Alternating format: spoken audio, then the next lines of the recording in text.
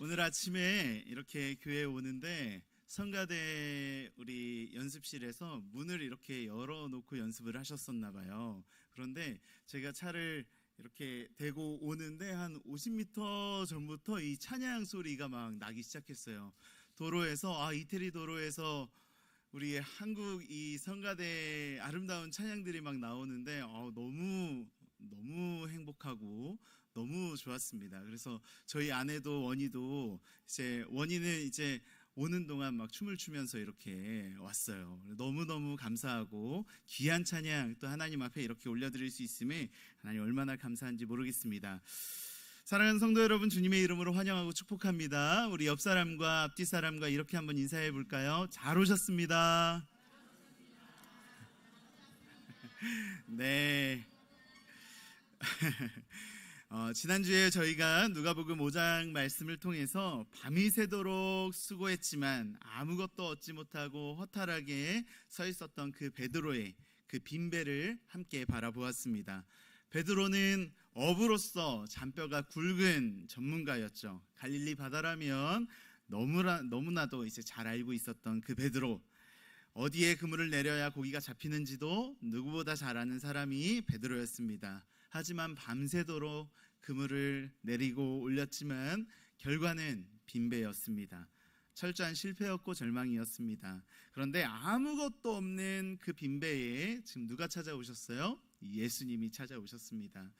그 말씀을 나누며 참 중요한 영적 진리를 나누었는데, 이 세상에 본질적으로 겸손한 사람은 없고 겸손한 환경만 있을 뿐이라고, 저마다 다 교만해서 스스로가 주인되어 살아가고 싶어하는 죄인들인데, 다만 하나님께서 우리 인생에 허락하시는 겸손한 환경으로 어찌할 수 없는 이 빈배와 같은 결핍의 환경을 통해 정말 우리가 붙들고 있었던 모든 것들을 내려놓고 하나님을 주목하게, 그리고 말씀이 들리게 하나님 하신다라는 말씀을 나누었습니다. 사랑하는 성도 여러분, 빈배의 인생, 우리 인생의 사건은 하나님 그 어떤 결코 실패도 아님을 말씀을 통해 깨달았어요. 내 힘이 빠지고 주님이 일하시는 가장 복된 구원의 사건이 되는 줄 우리는 믿습니다. 오늘 우리가 읽은 이 본문에도요, 지난주 베드로의 빈배와 너무나 닮아있는 철저한 결핍과 실패 속에 서 있는 한 사람이 등장합니다. 바로 사마리아 수가성 여인이었습니다. 이 역시 베드로처럼 자기 인생을 참 열심히 살아왔던 사람이에요. 행복해지기 위해, 살아남기 위해 치열하게 몸부림쳤던 여인이 바로 이 여인입니다. 그러나 인생의 밤이 지나고 돌아보니 그녀에게 남은 것은 아무것도 없었어요. 베드로의 배가 텅 비어 있었던 것처럼 이 여인의 마음의 배 또한 텅 비어 있었습니다. 세상 사람들은 이 여인의 겉모습만 보고 손가락질했어요. 동네 사람들은 그녀를 향해 속삭였죠. 남편이 5이나 있었던 여자래. 지금 사는 사람도 정상적인 남편이 아니래. 손가락질하며 비난하고 정죄하기 바빴을 겁니다. 그러나 성도 여러분, 저는 이 성경을 읽고 묵상할수록 이 여인을 향한 정죄의 눈빛을 보내기보다는 마음이 참 안쓰럽고 먹먹해졌어요. 도대체 얼마나 큰 상처를 안고 살았기에 그 뜨거운 팔레스타인 한낮 정오에 사람들을 피해 홀로 우물로 나와야 했을까? 도대체 얼마나 많은 눈물을 남몰래 흘렸기에 동네 사람 그 누구와도 눈을 맞추고 싶지 않았을까?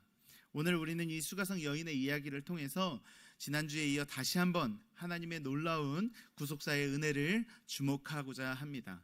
세상 사람들은 여인의 실패와 부끄러운 과거를 봅니다. 그러나 우리 예수님은 그 실패 속에서 그 한 여인의 구원을 바라보십니다. 사람들은 겉으로 드러난 상처를 보며 혀를 찾지만 예수님은 바로 그 상처를 통로 삼아 한 영혼을 만나러 걸어오신 겁니다. 오늘도 주님은 세상이 외면한 우리의 상처를 향해 가장 정확한 시간에 걸어오시는 분이심을 여러분들 믿으시길 바라고 또 경험하시는 이 시간 되기를 소망합니다. 첫 번째입니다. 첫 번째, 상처의 자리까지 우리 주님은 찾아오십니다. 오늘 본문 3절과 4절은 예수님의 아주 독특한 행보를 기록하고 있어요. 우리 다 함께 3절과 4절을 한번 읽어보겠습니다. 시작. 유대를 떠나사 다시 갈릴리로 가실새 사마리아를 통과하여야 하겠는지라. 아멘. 여기서 우리가 성경을 읽을 때 쓱 지나치기 쉬운 한 문장이 있어요. 바로 사마리아를 통과하여야 하겠는지라 라는 이 본문입니다. 여러분, 당시 성경시대에서 역사적인 배경을 보면 이 말씀은요, 도저히 상식적이지 않은, 이해할 수 없는 문장입니다. 당시 유대인들은 사마리아 땅을 쳐다보지도 않았어요. 밟지 않았습니다. 절대 그 길로 다니지 않았어요. 왜일까요? 역사적으로 북이스라엘이 아수르에 의해서 멸망당했을 때 아수르가 펼쳤던 이 정책 때문이었어요. 뭐냐면 사마리아 지역의 이방 민족들을 강제로 이주시켜서 그들과 함께 살을 섞고 살게 한 거예요. 혼혈 민족이 되게 한 거예요. 유대인들은 혈통의 순결함을 잃어버린 사마리아인들을 짐승 취급했습니다. 부정한 자들로 여겼습니다. 상종하지 않았어요. 예배하는 장소도 심지어 예루살렘과 그리심산으로 나뉘어서 서로를 향한 갈등과 증오의 골이 아주 깊어진 상태였습니다. 그래서 당시 유대인들이요, 남쪽 유대 땅에서 북쪽 갈릴리로 올라갈 때요, 사마리아를 관통하는 게 사실 지름길이었지만 절대 그 길로 다니지 않았어요. 일부러 요단강 동편으로 거대하게 우회하는 길을 선택했습니다. 평소보다 시간이 2배가 걸리고 3배가 걸리더라도 절대 그 땅은 밟지 않았어요. 그리고 심지어 돌아가는 그 길이 멀고 또 험하기도 했어요. 그래도 부정한 사마리아 땅만큼은 밟지 않았습니다. 그래서 길을 돌아서 갔어요. 그것이 당시의 상식이자 문화였어요. 그런데 오늘 예수님은 어떻게 하십니까? 그 모든 금기를 깨뜨리시는 거예요. 일부러 사마리아 한 군데로 정통으로 걸어 들어가시는 거예요. 왜 그러셨을까요? 오늘 본문은요, 이 본문의 원어를 좀 살펴볼 필요가 있어요. 가장 강력한 단어를 사용하고 있는데요, 통과하여야 하겠는지라, 이 말에 이 헬라어 원문에 보면 이렇게 기록되어져 있어요. 데이라는 이 헬라어 원어가 쓰여져 있는데 이게 무슨 의미냐면 반드시 그렇게 하겠다, 이렇게 하지 않으면 안 된다라는 뜻을 가지고 있는 이 원어가 기록되어져 있어요. 그러니까 지름길이어서가 아니라, 걷기 편해서가 아니라 분명한 의도를 가지고 이 길을 반드시 지나셔야 했다라고 주님은 지금 말씀하고 계신 거예요. 그 이유가 무엇입니까? 한 영혼의 구원이었어요. 척박하고 버려진 땅에 오늘 주님이 꼭 만나야만 하는 한 영혼이 기다리고 있었기 때문에 우리 주님은 그 길을 가셔야만 했습니다. 예수님이 우물가에 오신 것은요, 어쩌다 지나가다 들른 우연이 아니에요. 상처 입은 한 여인을 만나기 위해 의도적으로 걸어가셨던 필연적인 걸음이었다라는 거예요. 본문 6절을 보면 예수님께서 우물가에 도착하신 시간이 기록되어져 있는데 한 번 더 살펴보겠습니다. 시작. 거기 또 야곱의 우물이 있더라. 예수님께서 길 가시다가 피곤하여 우물 곁에 그대로 앉으시니 때가 6시쯤 되었더라. 유대식 시간과 저희가 지금 따르는 시간이 좀 다른데, 유대식 시간으로 이 제6시는 오늘날의 시간으로는 정오 12시입니다. 여러분, 팔레스타인의 정오가 어떤 시간인 줄 아십니까? 해가 머리 꼭대기에 이제 지금 떠 있는 시간이에요.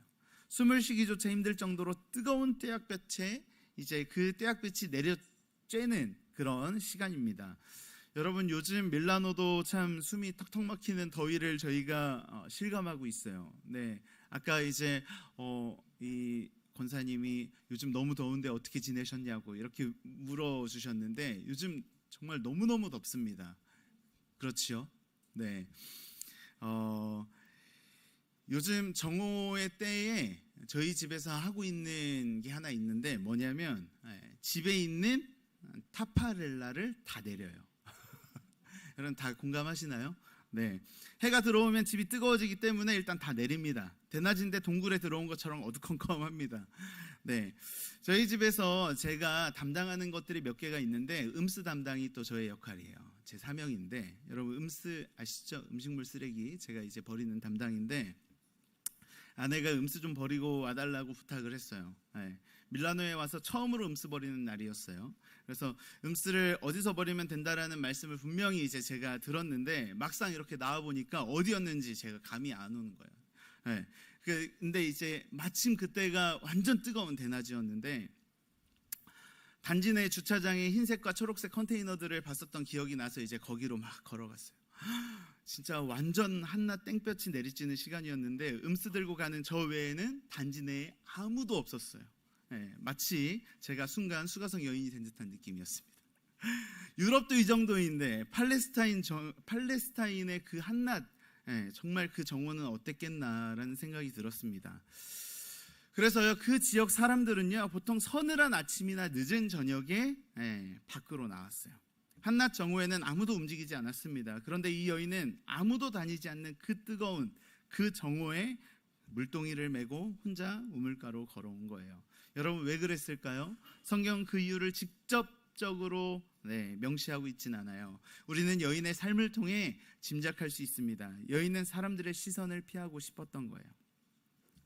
동네 사람들과 마주치는 것이 싫었던 겁니다. 자기를 바라보는 그 차가운 눈빛들, 스쳐 지나갈 때마다 뒤에서 수군거리는 비수 같은 손가락질, 견딜 수가 없었던 거죠. 모든 것들이 상처였어요. 상처가 너무 많아서 마음의 문빗장을 꽁꽁 걸어 닫고 제발 아무도 나를 아는 척 안 해줬으면 좋겠다 하는 고립된 마음으로 그 더운 시간으로 나온 거예요. 그런데 여러분, 오늘 우리 예수님께서 어떻게 하셨는지 아십니까? 이 여인이 사람들의 시선을 무서워하고 두려워한다는 것을 예수님은 아셨어요.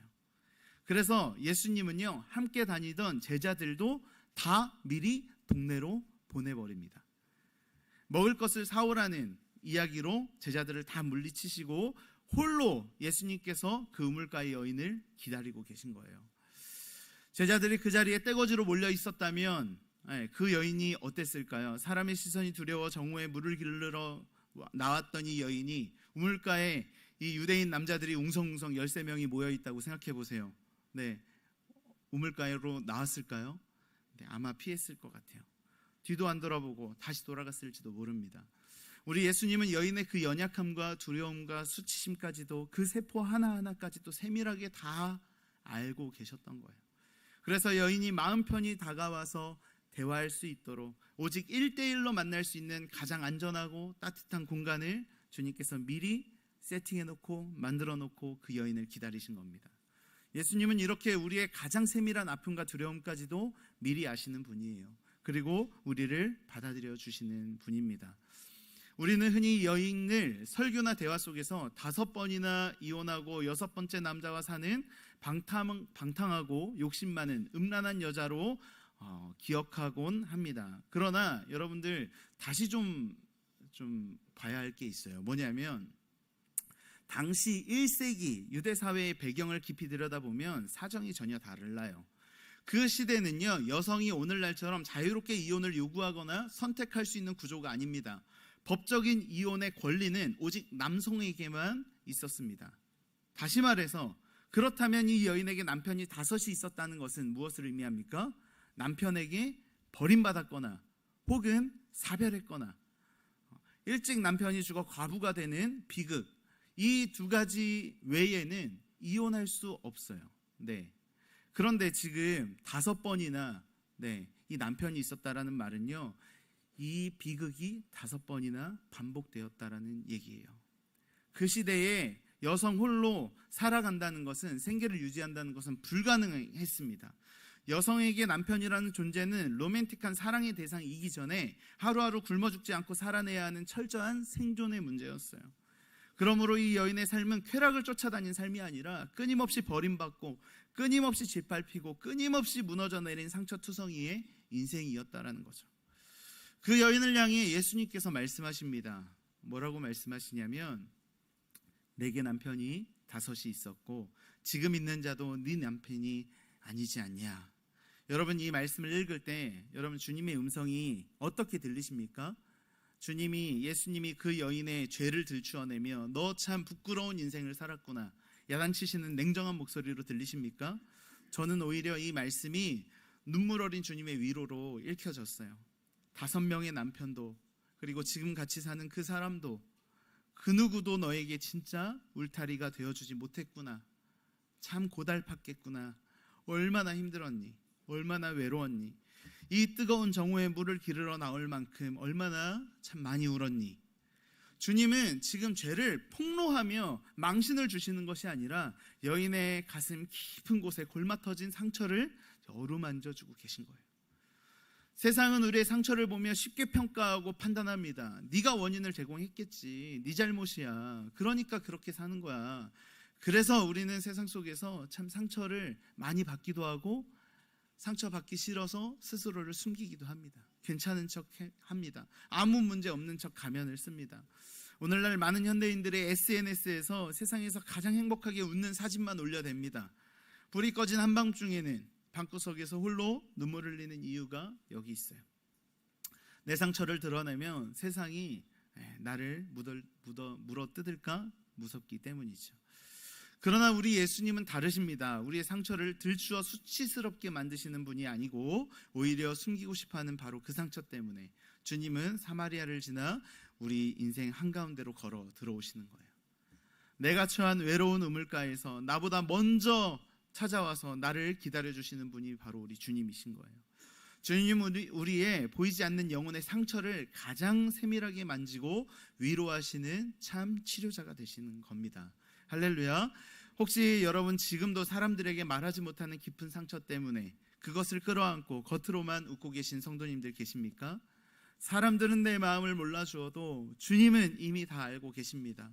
오늘 여러분의 외로운 우물가에 주님께서 홀로 찾아오셔서 따뜻한 눈으로 여러분들을 바라보시며 여러분들을 맞이해 주시고 계십니다. 그 예수님을 깊이 만나는 저와 여러분 되기를 소망합니다. 참 좋아하는 찬양 중에 아바 아버지라는 찬양이 있어요. 후렴 부분이 이렇게 가사가 기록되어져 있어요. 주는 내 마음을 고치시고 볼 수 없는 상처 만지시네. 나를 아시고 나를 위로하시네. 참 우리 주님은 그런 위로자이시고 그런 치료자가 되십니다. 할렐루야. 두 번째입니다. 목마른 인생의 생수가 되어 주십니다. 예수님께서요 이 여인을 찾아오셔서 안전한 공간을 만드셨고 상처를 만져주신 것에는 단순히 위로를 넘어서는 훨씬 더 본질적인 목적이 있었다라는 거예요.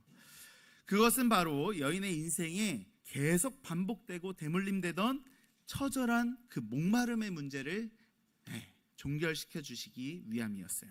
13절과 14절 말씀을 우리 한 목소리로 함께 읽어보겠습니다. 시작. 예수께서 대답하여 이르시되 이 물을 마시는 자마다 다시 목마르려니와 영원히 목마르지 아니하리니 내가 주는 물은 그 속에서 영생하도록 솟아나는 샘물이 되리라. 아멘. 여러분 지금 예수님께서요 야곱의 우물가에 앉아 계셨지만 주님의 그 관심은 주님의 그 관심사는 육신의 목마름을 채우는 우물물에 있지 않았어요. 주님은 지금 인간이 가진 근원적인 인생의 목마름에 대해서 지금 말씀하고 계신 겁니다. 하나님을 떠난 모든 인간은 예외 없이 이 목마름에 시달리는 존재들이에요. 영혼의 깊은 그 중심에 하나님으로만 채울 수 있는 그 공간이 있기에 그래서 인간은 그 뚫린 구멍을 채워보려고 평생 끊임없이 세상의 우물들을 찾아다닙니다. 돈을 이만큼 모으면 내 인생의 목마름이 해결되겠지. 저 좋은 직장에 내가 들어가기만 하면 행복하겠지. 만족스럽겠지. 이 사람과 결혼하면 건강한 가정을 꾸리면 내가 행복해지겠지. 내 자녀가 남들보다 뛰어난 성공을 거두면 이 학교에 들어가면 이 회사에 들어가면 이 직업을 가지면 행복하겠지. 내 인생이 그럼 채워지겠지. 넓은 집을 사고 안정적인 노후를 준비하면 더 이상 내 인생의 갈증은 없어지겠지. 여러분 막상 우리가 원하던 그 세상의 우물물을 얻고 나면 어떻습니까? 갈증이 사라집니까? 아니요.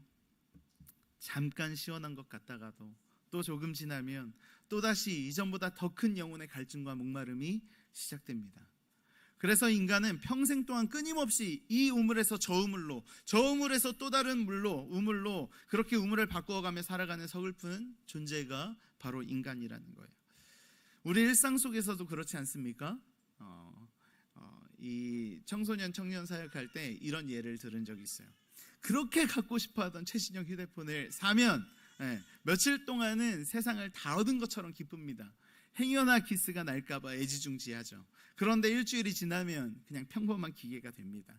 한 달이 지나면 케이스를 바꾸며 변화를 주려 하고 6개월이 지나면 벌써 동영상에 이제 또 다른 사이트에 다음에 나올 신제품 리뷰를 막 찾아보면서 바꾸고 싶다 이런 생각들이 또 들죠. 와, 이번에 새로 나올 카메라 기능 엄청나게 바뀐대. 네. 그러면서 쓰던 폰이 멀쩡한데도 또 다른 우물을 찾아 이제 바꿀 준비를 하죠. 기계가 문제가 아니라 내 마음의 배가 텅 비어 있고 목말라 있기 때문이죠. 유명하다는 맛집을 찾아도 그렇습니다. 인터넷에서 수많은 사람들이 줄을 서서 먹었다는 그 맛집 찾아갑니다. 떼약볕 아래서 정말 양산을 들고 2시간을 기다려 마침내 그 음식을 먹습니다. 한 입 먹고 나면 감탄이 나와요. 와, 진짜 맛있네. 만족스럽게 가게 문을 열고 나오는데, 그런데 그렇게 맛있는 음식을 배불리 먹고 돌아서서 집에 오는 길에 우리는 서로 뭐라고 합니까? 오늘 저녁은 뭐 먹지? 이렇게 또 이야기해요. 이것이 인간입니다. 채워도 끝없는 목마름을 가진 존재, 그것이 바로 우리 아담 이후로 모든 인류가 겪고 있는 본질적인 결핍의 문제입니다. 오늘 본문의 수가성 여인의 삶이 정확히 그랬습니다. 성경이 이야기를 기록한 진짜 의도는 한 인간이 겪는 처절하고 끝없는 목마름의 깊이, 즉 인생의 지독한 결핍을 보여주기 위함이었어요. 여인은 그저 남들처럼 평범하게 보호받고 하루하루 살아내기 위해 첫 번째 남편을 만났을 거예요. 그러나 그 삶의 울타리는 알 수 없는 이유로 깨어지고 무너져 내렸어요. 생존을 위해 다시 의지해야 했던 두 번째 남편이라는 그늘마저 또다시 사라집니다. 세 번째 남편, 네 번째 남편, 다섯 번째 남편, 원인은 알 수 없지만 거듭되는 삶의 붕괴와 비극을 겪었습니다. 그녀의 속사람은 갈기갈기 찢겨나갔고 그 어떤 사람도, 그 어떤 고달픈 환경도 이 여인의 메마른 심령을 채워주는 진정한 생수가 되지 못했어요. 오죽하면 지금 같이 살고 있는 여섯 번째 남자조차도 지금 남편이 아니라고, 법적인 울타리가 되어주지 못하는 불안한 상태라고 성경은 기록합니다. 여러분, 이 여인은 자신의 쾌락이나 행복을 쫓아 방탕하게 살아온 죄인이 아니에요. 살기 위해 몸부림칠수록 더 깊은 결핍과 더 깊은 상처의 늪으로 빠져들 수밖에 없었던 이 세상에서 가장 목마른 영혼이 바로 이 여인이었어요. 결국 인간은 사람에게서, 세상 환경에서 영혼의 만족을 얻을 수 없다는 걸 깨닫습니다. 피조물인 사람이 사람에게 영원한 생수가 되어줄 수는 없는 겁니다. 이 비참한 갈증의 현장에서 예수님이 선포하시는데 뭐라고 말씀하시는지 아십니까? 14절 우리 같이 한 번 더 읽어보겠습니다. 마시는 자는 영원히 목마르지 아니하리니 내가 주는 물은 그 속에서 영생아 솟아나는 샘물이 되리라. 아멘. 참 놀라운 복음의 선포예요. 여러분, 여기서 우리가 주목해야 할 매우 중요한 사실이 하나 있는데, 여러분 뭡니까? 예수님이요 지금 여인에게 환경을 바꿔주겠다 라고 말하지 않는다는 거예요. 네가 지금 고통 중에 있는 그 환경을 내가 고쳐줄게. 예를 들어서 내가 너에게 아주 훌륭하고 아주 돈이 많은 최고의 인성을 가진 7번째 남자를 내가 너에게 허락해 줄게. 내가 반드시 진짜 션 같은 그런 남편, 7번째 남편을 내가 너에게 허락해 주겠다, 이렇게 얘기하지 않으셨다는 거예요. 네가 살고 있는 이 가난하고 척박한 사마리아 동네를 당장 내가 떠나게 해줄게 라고도, 너의 환경을 고쳐줄게 라고도 말씀하지 않으셨다는 거예요. 오늘 내가 너희 집에 마르지 않는 샘, 정수기 한 대를 놓아줄게. 사람을 안 마주칠 수 있도록 너희 집 마당에 내가 우물을 하나 파줄게 라고도 얘기하지 않으셨어요. 다시 말해서 예수님은 여인의 환경을 바꿔주신 것이 아니라는 거예요. 그녀의 영혼에 생수를 부어주겠다고 말씀하신 겁니다. 왜 그렇습니까? 환경이 바뀐다고 해서 사람이 행복해지는 게 아니기 때문이에요. 내 속사람이 예수로 채워져 질적으로 변화되어져야만 비로소 나의 삶과 인생의 전체가 달라질 수 있기 때문이라는 거죠. 성도 여러분, 이것은 지난주 우리가 보았던 베드로의 사건과 정확하게 일치합니다. 예수님께서 베드로를 찾아오셨을 때 베드로를 둘러싼 외부 환경이 바뀐 것이 있었습니까? 그물이 바뀌었습니까? 이 그물을 던져봐. 예수님 황금 그물을 던져주셨습니까? 아니요. 배가 바뀌었습니까? 이 배를 타고 나가봐. 아니요. 바다가 바뀌었습니까? 아니요. 환경은 그대로였어요. 배도 그대로, 그물도 그대로, 모든 것이 그대로였습니다. 예수님의 말씀을 의지해서 간 베드로, 그 한 사람의 변화만 있었습니다. 수가성 여인도 마찬가지입니다. 우물이 바뀐 것이 아니에요. 동네가 바뀐 것이 아닙니다. 영원한 생수 되시는 예수 그리스도를 그 심령에 모셔드렸기 때문에 그녀의 인생 전체가 송두리째 지금 변화된 거예요. 오늘 본문 26절에서 성경 역사상 가장 아름답고 경이로운 장면이 연출이 되는데, 여인이 메시아를 갈망하자 예수님께서 이렇게 말씀하세요. 우리 26절 같이 읽어보겠습니다. 예수께서 이르시되 네게 말하는 내가 그라 하시니라. 여러분, 사복음서 전체를 통틀어서 예수님께서 스스로 자기를 단도직입적으로 내가 바로 네가 기다리던 메시아다, 내가 그리스도다 라고 직접적으로 명확하게 밝히시는 장면은 그리 많지 않습니다. 당대 종교적 권위를 자랑하던 예루살렘의 대제사장들 앞에서도 주님은요 침묵하셨어요. 밤중에 찾아왔던 지식인 율법학자 니고데모에게도 이렇게 직설적으로 말씀하진 않으셨습니다. 그런데 주님이요 세상에서 가장 소외당하고 사람들의 시선이 너무 무서워서 정오에 숨어 다니던 상처투성이인 사마리아 여인에게 가장 먼저 이렇게 말씀하신 거예요. 내가 그다. 자기가 메시아임을 숨김없이 드러내셨어요. 왜 그러셨을까요? 영적으로 가장 목마른 사람이 영원한 생수를 가장 먼저 그리고 가장 달게 마실 수 있기 때문입니다. 내가 채우려 했던 세상의 모든 우물이 다 말라버렸음을 인정하는 그 가난한 심령 위에 하나님의 구원의 은혜가 가장 깊고 또 가장 선명하게 임하기 때문이에요. 사랑하는 성도 여러분, 오늘 여러분은 영혼의 갈증을 채우기 위해 어떤 우물가를 서성이고 계십니까? 돈이라는 우물입니까? 세상의 성공과 출세라는 우물입니까? 자녀의 번영이나 사람들의 인정이라는 우물에 여러분들 서성이고 계십니까? 오늘 주님은 우리에게 단호하게 말씀하세요. 네가 퍼마시는 그 세상의 물은 돌아서면 또 너를 목마르게 할 것이다. 그것은 너를 채울 수 없고 그것은 너희 가정을 채울 수 없다.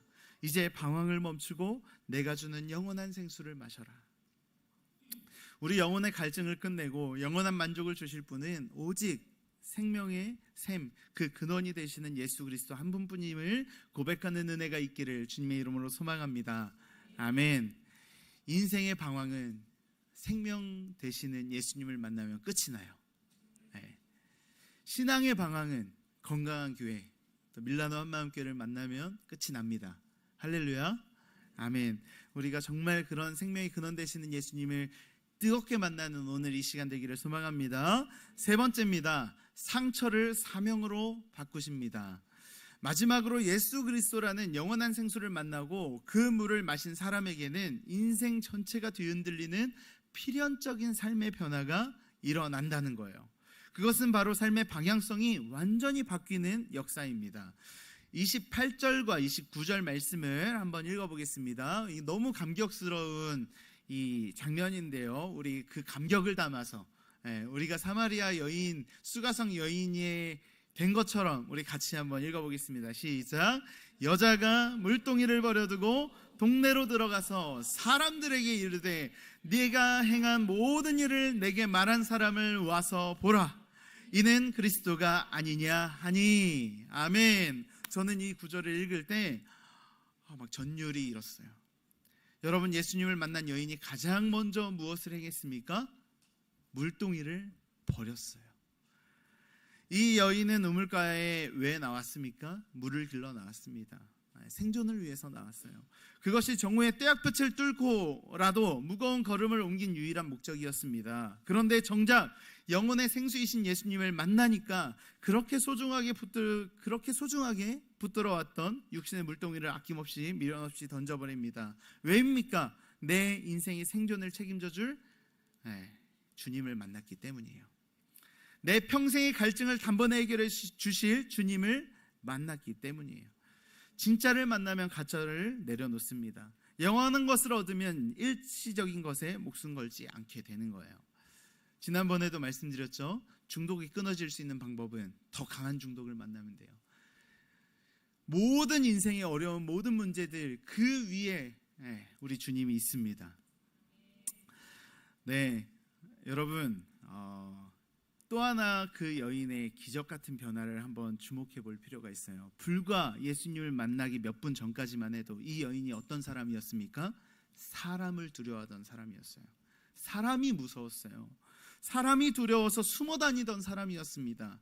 이웃들의 눈빛이 너무 무서웠어요. 그래서 정오의 한낮을 택해 홀로 외롭게 걷던 사회적 은둔자였어요. 그 사회의 은따고 왕따였어요. 그런데 지금 예수님을 만나 생수를 마신 이 여인의 행보가 어떻습니까? 자기가 그토록 두려워하고 피하고 싶었던 동네 사람들을 향해서 지금 스스로 달려들어가는 거예요. 마음의 빗장을 완전히 깨어 부수어 열어 제낀 다음에 마을 광장 한복판으로 뛰어들어가 사람들에게 외치기 시작하는 거예요. Come and see, 와서 보라고, 그분을 한번 만나보라고. 내 과거에 숨겨진 모든 이야기를 다 알고 계시면서도 나를 정죄하지 않으시고 품어주신 그분을, 그 그리스도를, 그 주님을, 그 하나님의 아들을 내가 오늘 만났노라고. 이것이 바로 우리가 그토록 기다리던 그리스도가 아니냐고. 이 여인이 자기 간증을 이렇게 하는 거예요. 내가 어떤 인생을 살았는지 여러분 아시잖아요. 그런 내 인생을 정죄하지 않고 품어주시고 마르지 않는 생명의 마르지 않는 그 생명의 물을 나에게 주신, 그 영생의 물을 나에게 주신 그 그리스도를 내가 만났노라고. 여러분, 참된 복음은 사람을 두려움 속에 숨게 만드는 것이 아니라 생명의 빛을 들고 세상 가운데로 당당하게 나아가게 만드는 능력을 가지고 있습니다. 더욱 놀라운 사실은 무엇입니까? 아까까지만 해도 내 인생에서 가장 부끄러워서 깊은 무덤 속까지라도 감추고 싶었던 그 아픈 과거, 그 아픈 상처의 이야기, 예수님을 통과하고 나자 이제는 세상 사람들에게 예수 그리스도를 증거하기 위한 가장 강력한 간증의 제목이 되었다라는 거예요. 사람을 살리는 약재료가 되었다는 거예요. 여인은 자신의 부끄러운 과거를 더 이상 감추지 않습니다.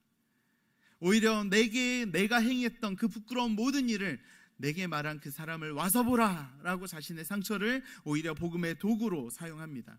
이것이 바로 복음의 위대한 신비입니다. 우리 예수님은요, 단순히 우리의 상처를 아물게 하시고 없애주시는 분이 아니에요. 주님은 우리의 아픈 상처를 완전히 구원의 관점으로 재해석해 주시고 영혼을 살리는 거룩한 사명으로 바꾸어 주시는 능력의 하나님이십니다. 아멘. 이 놀라운 역사 역시 지난주 베드로의 빈배 사건과 연결이 됩니다. 베드로의 텅 빈 배, 밤새도록 허탕을 친 실패의 상처는 주님을 만나자마자 수많은 사람을 낚아올리는 대항해의 사명으로 뒤바뀌었어요.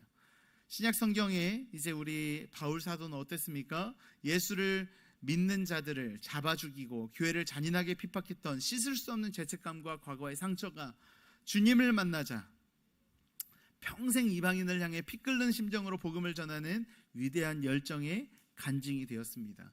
가는 곳곳마다 내가 살인자 바울이었노라고, 내가 예수님을 그렇게 핍박하고 그렇게 잡아 죽이던 그 사람이 바로 나였노라고. 그런데 정오의 빛보다 더 밝은 빛으로 주님께서 나를 찾아오셨고 나를 만나주셨고 나를 구속시켜 주셨노라고. 바울은 어딜 가든 자신의 그 모든 시간들을 간증하고 또 그것을 약재로 삼아 이방인들을 주님 앞으로 인도했던 사명자였습니다. 오늘 본문의 수가성 역시 사람에게 버림받고 찢겨졌던 그 아픈 상처가 이제는 사마리아 동네 전체를 주님께로 인도하여 살려내는 위대한 전도자의 사명으로 뒤바뀝니다. 우리 하나님은 우리의 실패를 그냥 내어버려 두지 않으시는 분이에요. 그냥 낭비하지 않으시는 분입니다. 우리가 가장 감추고 싶어하는 그 비참했던 사건, 가장 아팠던 배신의 시간, 내 인생에서 지워버리고 싶었던 그 부끄러운 실패의 순간들까지도 주님은 사명으로 연결하시고 사람을 살리는 약재료로 하나님 사용하신다는 거예요. 주님의 십자가 보혈로 내 상처를 덮으시고 그것을 도리어 낙심한 다른 영혼들을 살려내고 고귀한 영적 약재료로 바꾸신다는 거죠. 내가 흘렸던 눈물이 있기에 인생의 깊은 밤을 지나며 우는 누군가를 위로할 수 있는 거예요. 영적인 공감대가 생기는 거예요. 영적인 실력이 생기는 겁니다.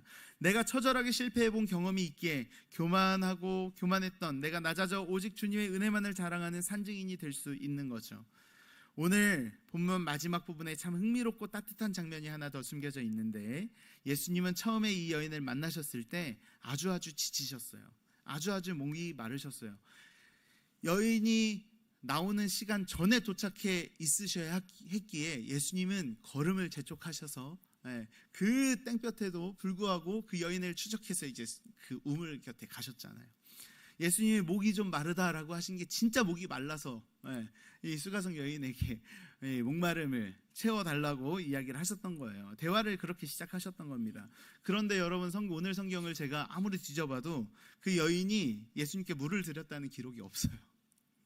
네, 단 한 구절도 없더라고요. 여인이 물동이를 버려두고 동네로 가버렸기 때문입니다.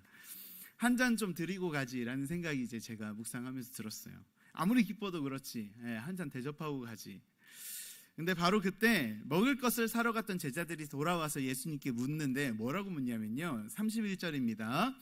그 사이에 제자들이 청하여 이르되 랍비여 잡수소서. 예수님께서 제자들을 바라보시면서 미소를 지으시면서 묘한 말씀을 하시는데 무슨 말씀을 하시는지 우리 같이 한번 읽어보겠습니다. 32절 34절입니다. 시작.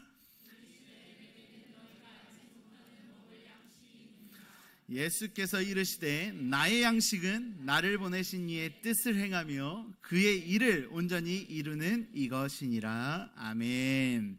여러분, 우리 예수님이 배가 안 고프신 게 아니에요. 네, 떼약볕 아래 걸어오시느라 목이 타신 상태입니다. 주님도 우리와 똑같은 육신을 입으셨기에 피곤하고 시장하신 거예요. 그러나 지금 주님의 마음속에는요, 육신의 배고픔과 목마름을 완전히 잊어버리게 만들 정도의 비교할 수 없는 거대한 영적인 기쁨과 든든함이 지금 가득 차 계셨던 겁니다. 가득 차 있었던 겁니다. 왜입니까? 상처 속에 신음하던 사랑하는 내 딸, 그 우리 수가성 여인이 사람을 피해 다니던 천하보다 귀한 그 한 영혼이 지금 살아났기 때문이에요. 회복됐기 때문이에요. 목말라 죽어가던 여인이 영원한 생수를 마시고 생명력을 얻어 사명자로 변화된 그 모습을 주님이 보셨기 때문이에요. 여러분, 자식을 키워본 부모님들은 이 주님의 마음을 다 헤아리실 수 있을 것 같아요. 집안 형편이 어려워 부모는 정작 굶고 있을지라도 자식들이 식탁에 둘러앉아 음식을 맛있게 먹는 모습만 보면 신기하게 부모님이 배가 부르고 마음이 이렇게 행복이 가득 차오르는 것, 내 입에 들어가는 것보다 내 자녀가 먹고 살아가는 것이 훨씬 더 큰 기쁨이 있기 때문이에요. 우리 부모 마음이 다 그렇죠. 그래서 이제 예전에 G.O.D라는 그 가수가 우리 어머님은 짜장면이 싫다고 하셨어. 네, 자녀들이 짜장면 먹는 모습만 봐도 너무 기쁘고 너무 좋고, 내 입에 들어가는 것보다 내 자녀 입에 들어가는 게 더 좋고, 누군가가 개그맨들이 막 그거를 이제 약간 꼬아서 짜장면이 싫고 짬뽕이 좋다 하셨어, 이렇게 이제 이야기하는 것도 듣긴 했는데, 그런 의미가 아니죠.